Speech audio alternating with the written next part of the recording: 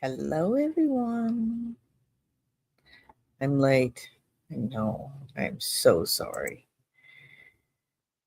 I had something I was working on, and I just needed a little bit more time to work on it. Sometimes things just get in the way. So, welcome back. Welcome to anybody who's new to the channel. Really glad you're here. Thanks for joining this live stream. This topic is very hard for most people to handle on their own. And it kind of plays on yesterday's topic as well, right? It's that pain in the mind that you can't erase, that thought process that you have to move it through your body. This space is special. There's no judgment, no negativity, and it's a safe space. If it's your first time here and something resonates with you, hit subscribe. It's free. Watch my next session because it will follow the same topic, but the next step. And it will help you kind of look at the ways of how to move through the process that we're going through in this estrangement and help you identify what estrangement feels like and how to actually explore the reality of it.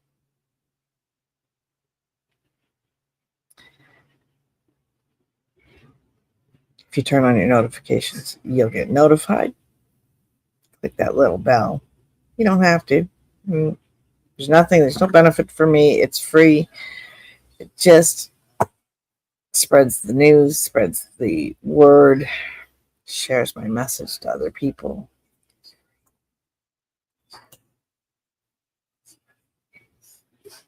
Hang on 1 second.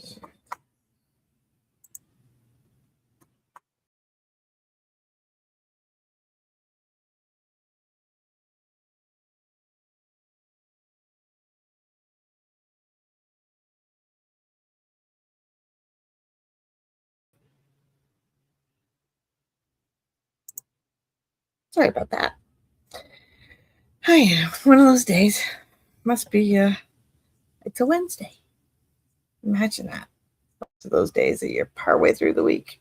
Not quite there yet, but working on it, right? So if you're a returning guest, returning visitor, I'm not even getting my words right. Maybe I should just X this whole thing and start over. You know what? Let's breathe.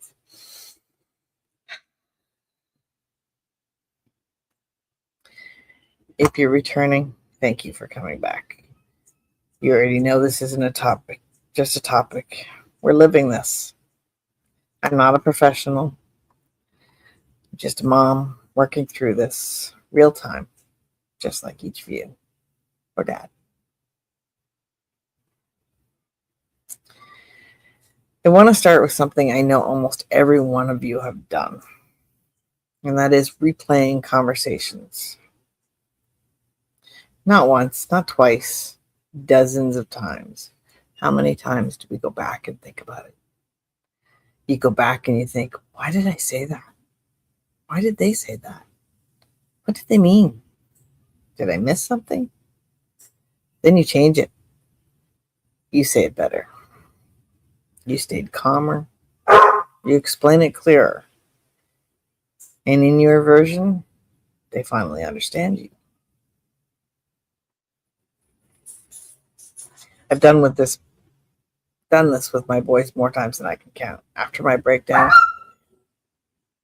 after everything, sorry, dogs are making a bit of noise. After everything is shifted, after communication became almost nothing, I didn't just replay moments, I replayed years. And it always came back to the one question: where did it go wrong? What did I do wrong? Was I really a bad mom? I didn't feel like it. But I want to slow this down a little bit because this is how that loop actually works. I sent an email. That's it. And what I got back was an out of office reply telling me he was on parental leave. That's how I found out I had a grandchild. I didn't know, boy, girl, when. I was devastated. And it wasn't the first time. Now, your brain doesn't just process that once. It doesn't go, okay, I understand. It starts building layers. Wait, what? He didn't tell me? He chose not to tell me? And then the loop opens. This is what I kind of like to call the merry-go-round or the roller coaster. You go back. When was the last time we talked? Did you already know then? Did I miss something? And then your brain does something even bigger. It rewinds your life. You go back to when they were kids, when you were working, going back to school, building a career, showing up to every game, trying to give them stability.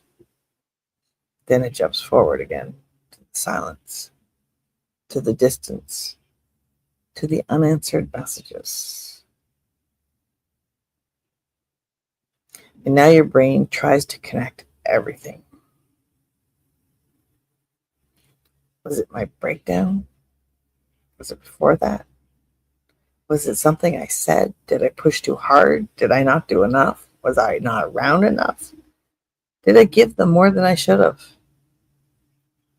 Was I too lenient? Was I too strict? And here's the truth. There are no answers coming. But your brain doesn't accept that. So it replays again and again and again. And people on the outside don't see that. They don't realize that. You're sitting there quietly, not saying anything, not doing anything, not really focused on anything. They don't see that what you're really doing is this mental gymnastics in your head that is taking every ounce of you to stay standing or sitting. And then it edits. What if I said this instead? What if I'd handled that differently? And in those versions, the outcome changes. I'm included. I was told. You meet your grandchild in a normal way, or I learn about my grandchild in a normal way. Your body feels that version, even though it didn't happen. That's why the loop is so powerful, because it doesn't just think, it makes you feel.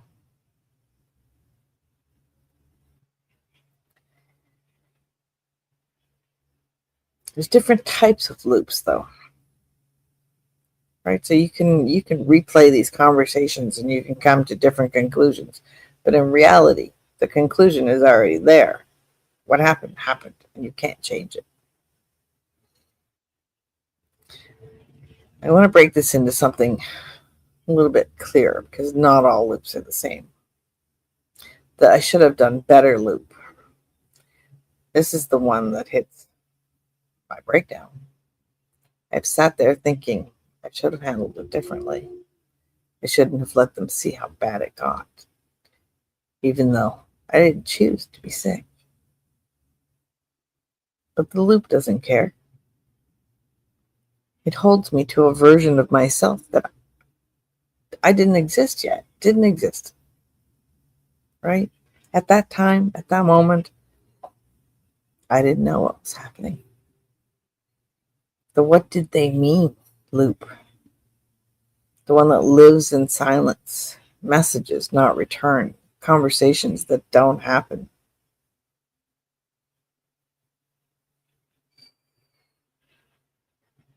The quiet dinners. The space just grows wider.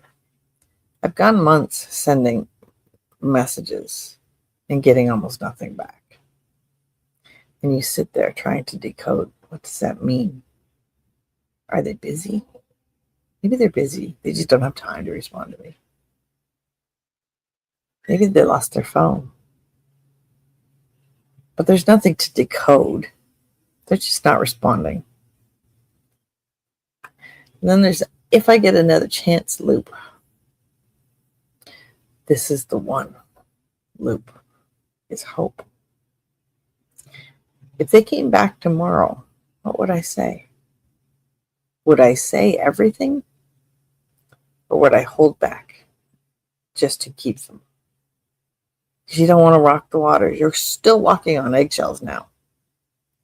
Because the conversations that need to be had, they don't want to have them. You don't want to push them away by encouraging them to have them. But they do need to be held. Right? Things have changed. Things have been broken. Damage has been done. That's a painful place to live. But nobody sees that. Not them. It's all inside your head. But it's still true. Why the loop doesn't stop. That's the part that changes everything. The brain is trying to fix something, but it can't. You're a parent. You're wired to fix things, to step in, to make it better, to kiss their boo-boos, to hold them when they cry. That's your job. That's what you signed up for. Now you're in a situation where you can't fix it for them. You can't kiss their boo-boos. They won't let you. And your brain creates a simulation. Inside that loop, you still have access to them. Because when that loop stops, you're left with, they're not coming back right now.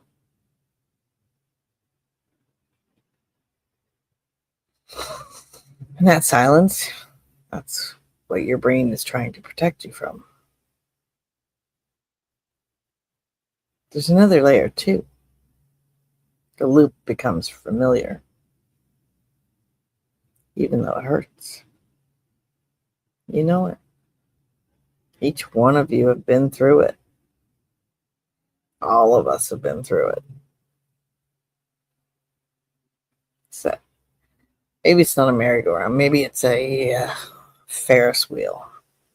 Way up and down, way up and down, way up. Because you're literally going through highs and lows in your emotions.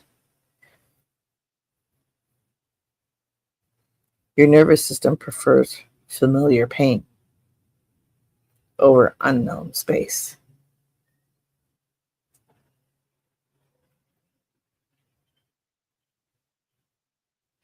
Unknown space.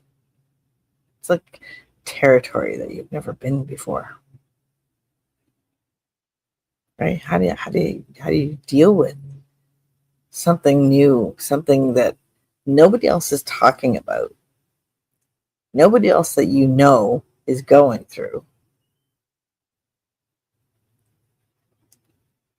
And the people around you don't get it. You're not going to shut this off. You're just not. But you can interrupt it. Call it out. This is the loop. Not truth, not fact. It's like naming the emotion. Call it out. I'm in the loop. Stop. Give it time. Okay? You can sit here for 2 minutes, maybe 10 minutes. But then I'm moving. Move your body. Step outside. Change rooms. Walk. Change the channel on the TV if the TV is on.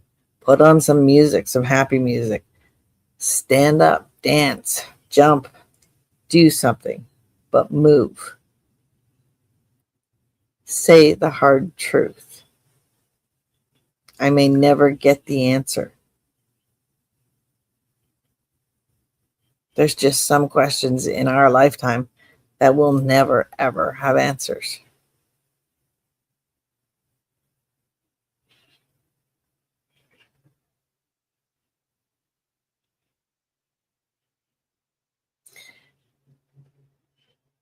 And if you're stuck in this,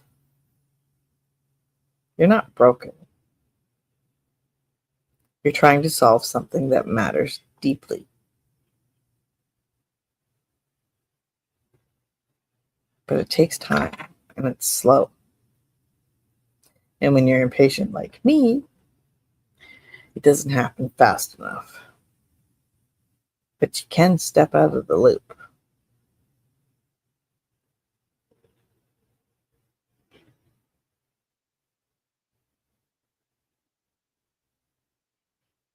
That roller coaster, the Ferris wheel is a really a better metaphor for it, because you get on the ride, and let's say you get on the ride and your family is all with you. And you go around once and your family gets off, but you stay on the ride. Maybe your husband stays with you, but the kids get off and you go around again. But they don't get back on. And you go around again and they still don't get back on, and you can't see them. You don't know where they've gone. They've disappeared. And you call for them and they're not answering. And they're not children. They're adults in most cases. But they're not responding. They're not answering. You can't see them. You can't yell at them, but you can't get off the ride. You're sitting at the very top of a Ferris wheel. And you're thinking, well, why did they get off the ride? Why aren't they answering me? Did I say something wrong? Could I have done something differently? And go around again. Still nothing. You're like, okay, I'll go around 2 more times. Maybe I'll get the answer. Maybe it'll come. Maybe it'll be fine by the time I get off the ride. So you go around 2 more times. And this time your husband gets off. You don't. Because your husband really doesn't understand it. He may feel it. He may have his own feelings about it. He doesn't understand what's going on in your own head. So yeah, okay, I'll give it. He's off now. I'll give it another 2 more turns. 10 minutes. Whatever time it takes. You go around the ride. And all throughout the ride, you're thinking about what you could have done differently, what you could have said differently. What did you say? Did you say something wrong? Did you do something wrong? Did you not give them something they needed? Did you not be there when they wanted you? What could you have done differently? And you get back down to the bottom and there's still no answers. They're still not answering you when you call. They're still not responding to your voice. You're still not getting the answers to the questions. They're just gone. And you're alone. So now you get off the ride because you can't stay in this loop anymore. The loop's got to stop. You get off the ride and you shake it off and like, wow, that was like a nightmare. Like I had a nap and dreamt about something totally in somebody else's life. And I realized, no, it was my life, but in order to change how I'm feeling, I need to move. I'm going to get some cotton candy. I'm going to get a pop. I'm going to get something. I'm going to walk and play a game. I'm still at this amusement park.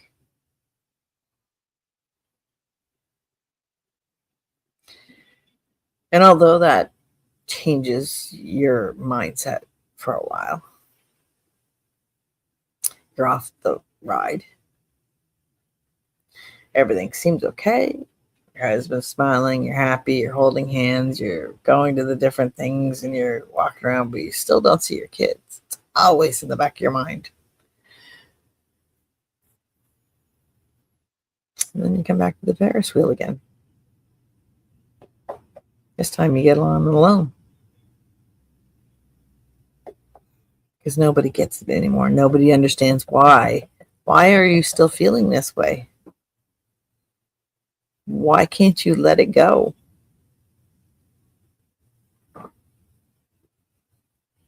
They'll come back. Everybody always says they'll come back. Your mom.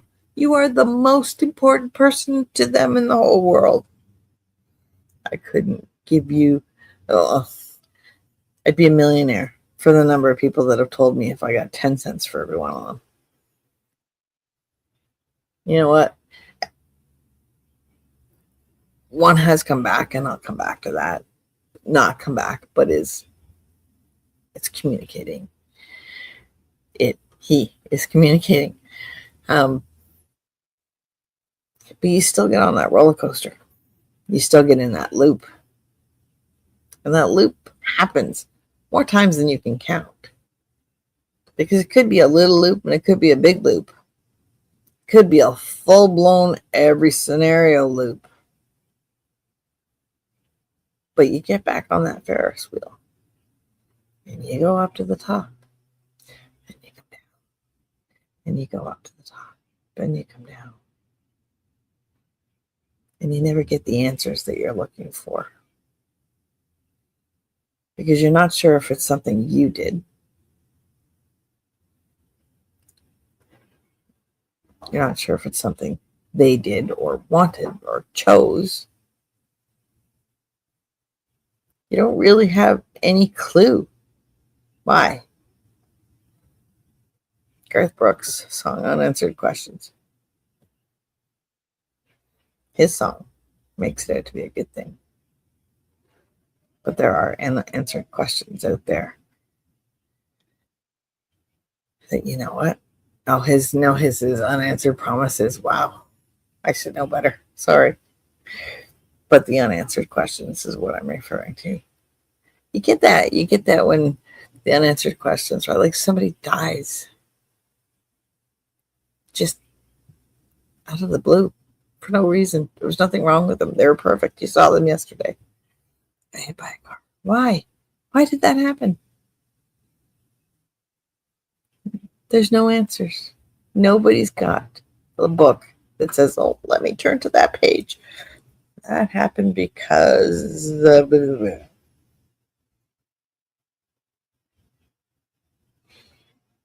You have to look at the purpose, the divine purpose. And then ultimately comes down to what lessons are you learning? Are you learning anything? Are you evaluating it enough to figure out, here's all the questions that I've got. Here's all the answers that I'm looking for. None of them are lining up. It's like, when you're in public school and they'd have a list of things on one side and a list of things on the other side. You had to draw a line to the ones that matched the corresponding. None of them line up. Nothing lines up. It doesn't make sense. Your mind cannot comprehend it because it is just not supposed to happen. People break up. Siblings stop talking to each other. They move in different cities, different states, different locations. Space grows. The kids, your kids, the ones you gave birth to, it's not supposed to happen. If I was abusive, if I beat my kids, if I verbally abuse them, if I physically abuse them, if I abuse them in any way, okay, I would agree. It could happen. And it should happen. Because if I am that type of a person, then I should never have had kids in the first place. And I think I've told you that in previous sessions, that I knew at a very early age that I wanted to be a mom. And I wanted to be a mom so that at a young age, so that when I became a certain age, there was a lesser gap between my oldest son and I. And there is. I was 20 when I had him. So there's 20-year difference. I have friends that are 20 years older or 20 years below.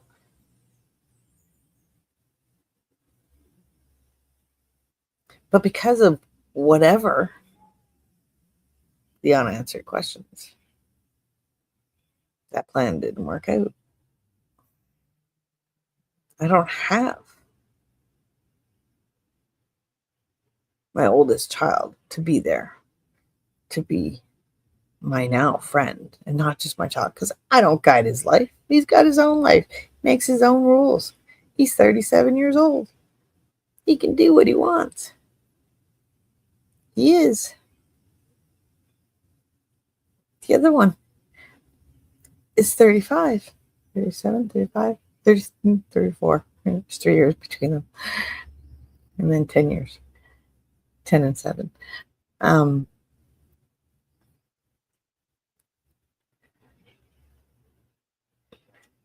Nowhere was there ever, like, I do not recall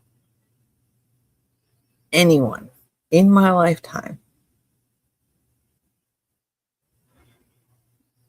not speaking to their children because their children refuse to speak to their parents.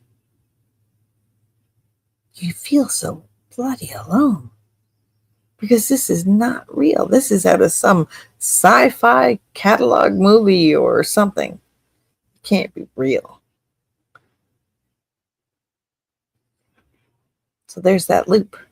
Round and around we go, trying to figure out why. What did I do differently than every other mother on this planet?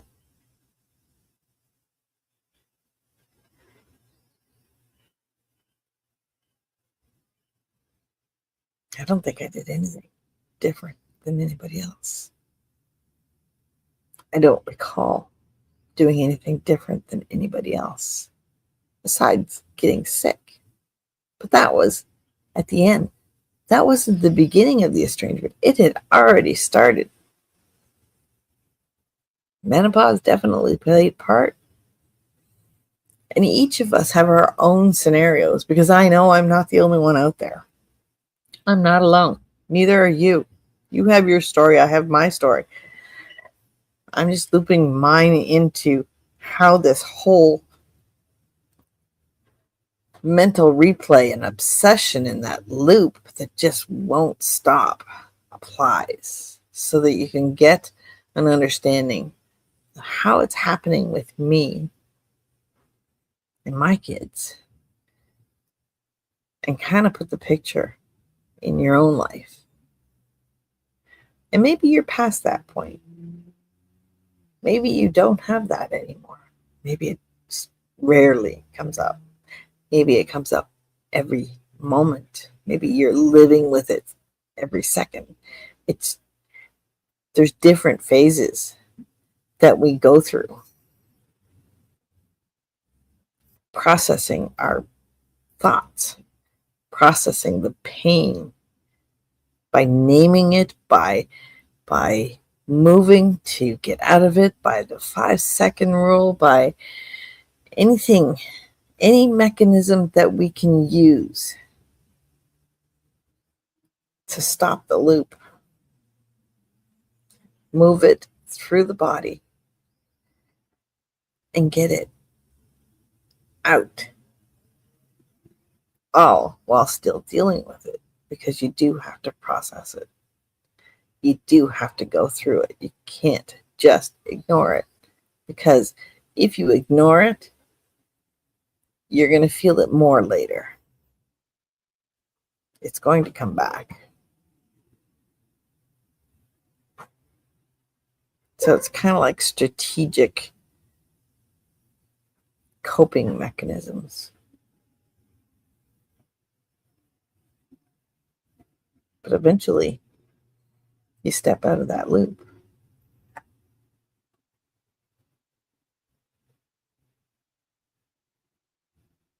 But then where do you go? What's next?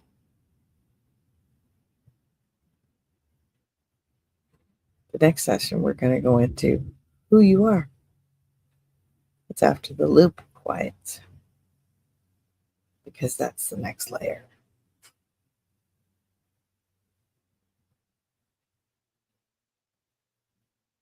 And that's a huge picture because it's limitless. But if you got to this point, and depending on what loop cycle you're in, if you're coping with it, being able to control it, being able to accept what you can't get answered, you are ready to move on.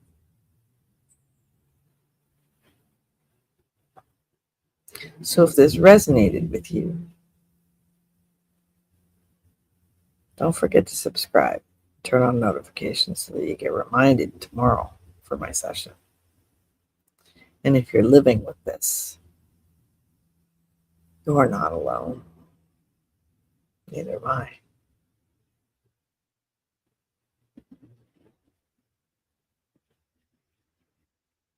So thank you for listening to me, my stories. And if you ever want to come online with me and share your stories, maybe I can help you put the loop into your stories or help you manage your stress and put words to your feelings. We can have a discussion. Man, we can have a debate. You can come on and tell me that you must have been a bad parent. We can have that debate. I'm willing to listen.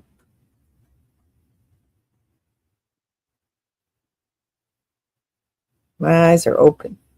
They still cry. And they still miss them very much.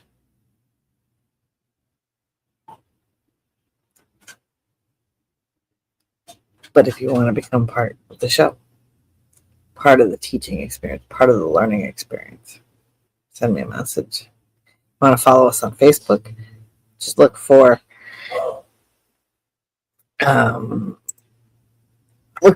what does estrangement look like.